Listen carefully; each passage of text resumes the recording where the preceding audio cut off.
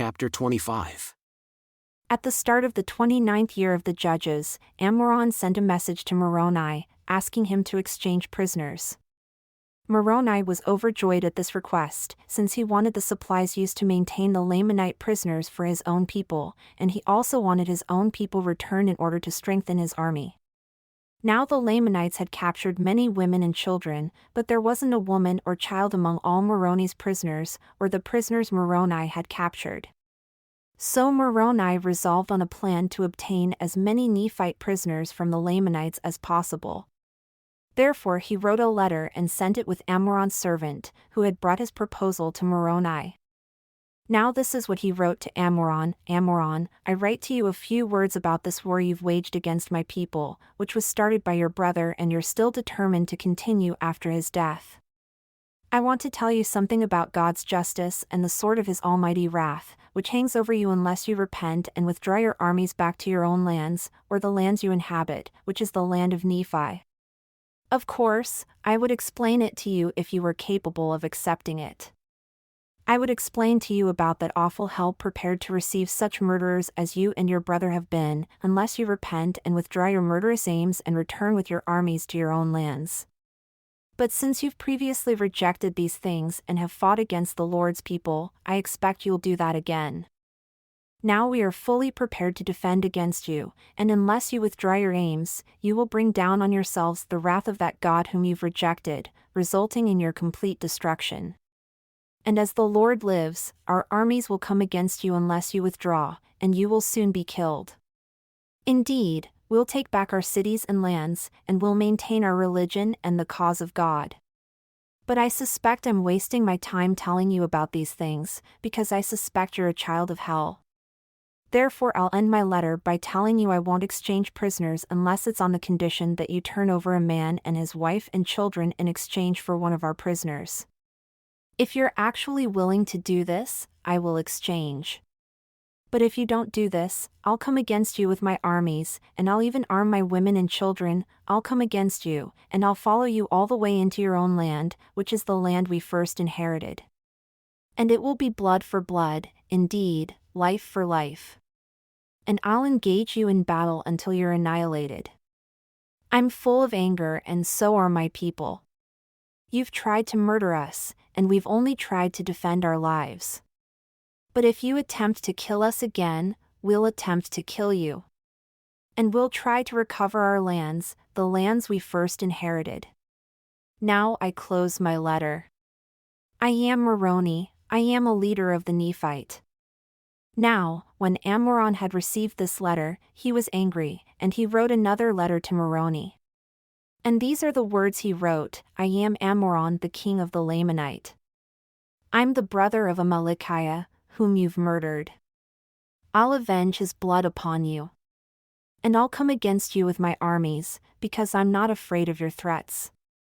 Your forefathers treated their brothers unfairly, so much so that they robbed them of their right to govern when it rightfully belonged to them.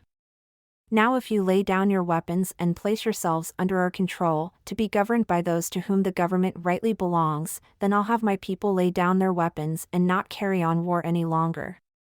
You've made a lot of fierce threats against me and my people. But we aren't afraid of your threats.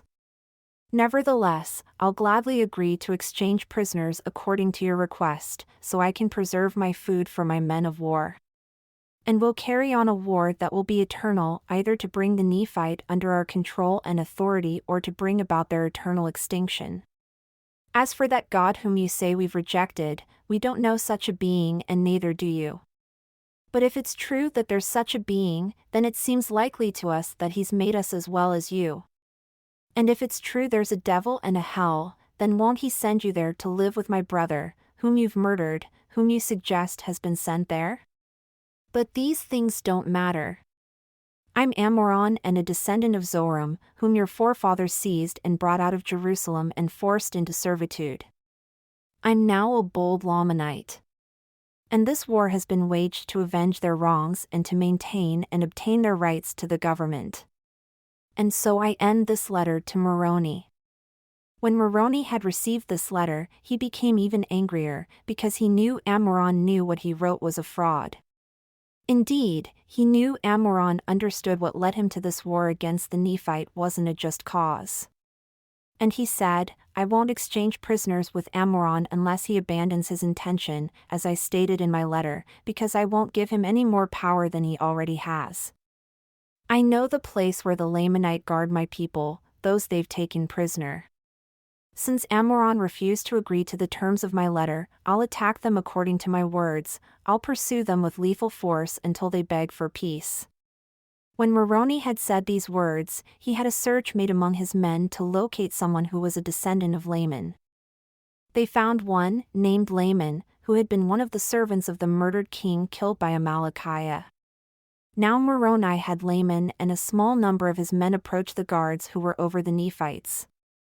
They were guarded in the city of Gid, therefore Moroni had Laman and a selected small number of men accompany him. When it was evening, Laman went up to the guards who were over the Nephites.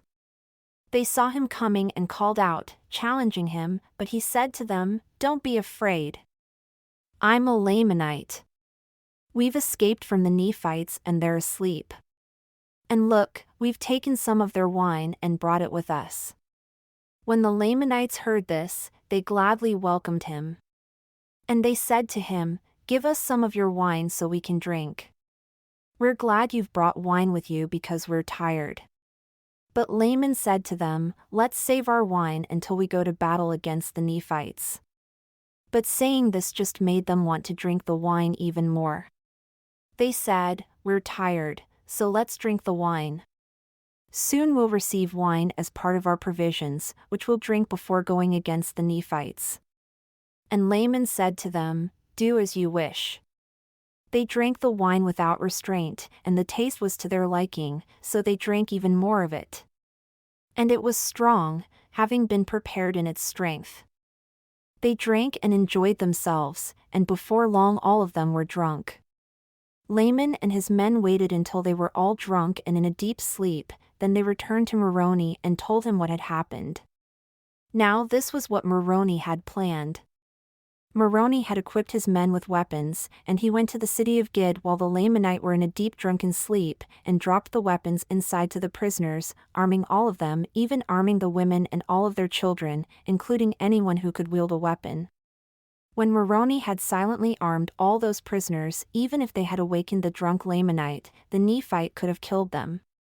But this wasn't what Moroni wanted. He didn't enjoy murder or killing, but he took satisfaction in saving his people from ruin and death. In order to avoid any injustice himself, he wouldn't attack the Lamanite and kill them while they were drunk. However, he had achieved his objective, since he had armed the Nephite prisoners inside the city walls and provided them with the power to control the city inside. Then he had the men accompanying him move back a pace from them and surround the Lamanite armies. Now this was done at night, and when the Lamanite woke up in the morning, they realized they were surrounded by the Nephite on the outside, and that their prisoners were armed on the inside. So they saw the Nephite had power over them. And in these circumstances they could see it wasn't advisable for them to fight the Nephite. Therefore their chief captains asked for their weapons, and they brought them out and dropped them at the Nephite feet, begging for mercy. Now this was what Moroni wanted. He captured them as prisoners of war and took over the city and freed all the Nephite prisoners. They joined Moroni's army and added great strength to his army. He had the Lamanite he took prisoner begin to work on strengthening the fortifications around the outside of the city of Gid. When he was satisfied with the fortifications for Gid, he had his prisoners taken to Bountiful. He also had that city guarded by a very strong force. Despite all the Lamanite schemes, the Nephite kept and protected all the prisoners they had captured and defended all the ground they had retaken and advantages they had gained. So the Nephite again began to be victorious and reclaim their rights and privileges. The Lamanite attempted to surround them at night many times, but in these attempts they lost many prisoners. And they attempted to provide wine to the Nephite many times, to kill them with poison or by intoxication. But the Nephite weren't slow to remember the Lord their God in these times of trouble. They couldn't be taken in by their traps. They refused to drink their wine. Indeed, they wouldn't drink wine unless they had first given it to some of the Lamanite prisoners. In this way they were careful that no poison was given to them. Because if their wine would poison a Lamanite, it would also poison a Nephite. So they tested all their drinks. Now it was apparent to Moroni that they needed to retake the city of Morianton. Because the Lamanite had, through their work, fortified Morianton until it had become a very strong place of defense. And they were continually bringing new forces into that city, and new supplies as well. And so ended the 29th year of the judge's rule.